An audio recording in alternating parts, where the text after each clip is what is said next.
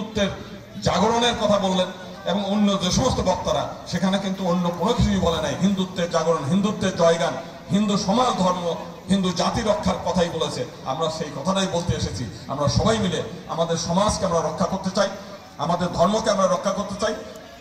এই ভূমি আমাদের পবিত্র ভূমি, এই ভূমির থেকে আমরা নিশ্চিহ্ন হতে চাই না। এই ভূমিতে স্বমহিমায় স্বগৌরবে আমরা বসবাস করতে চাই।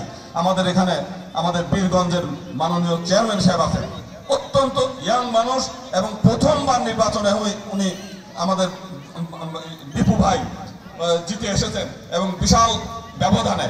তো এই সমস্ত অসাম্প্রদায়িক মানুষ, আমাদের এমপি যিনি বর্তমান এমপি আছেন, এই সমস্ত অসাম্প্রদায়িক মানুষ মানে যদি আমাদের সঙ্গে থাকে অবশ্যই আমরা এখানে নিরাপত্তা বোধ করব এবং আমরা এখানে পরিপূর্ণ শান্তিতে বসবাস করার নিশ্চয়তা পাবো।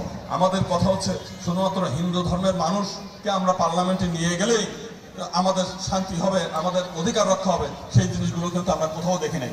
একটু আগেই আমরা যেটা আমাদের মাননীয় ভূমিমন্ত্রী কয়েকদিন আগেই কাহারোলে ওই যে বিংশ সহস্র কণ্ঠে গীতা পাঠের অনুষ্ঠানে উনি এসেছিলেন। সেখানে মন্দির কর্তৃপক্ষ থেকে বলা হয়েছিল যে এই মন্দিরের একটু সমস্যা আছে, এইটা একটু সমাধান করেন।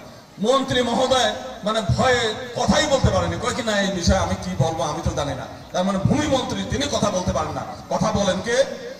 একজন এমপি যিনি এখনো মন্ত্রী হন নাই। তার মানে কি এইরকম একটা সাহসী, এরকম তেজি মানুষ আমাদের সমাজের জন্য দরকার, আমাদের সম্প্রদায় রক্ষার জন্য দরকার। আমরা চাই যে তার এই মুখের যে ঘোষণা দিয়েছে এটা অবিলম্বে বাস্তবায়ন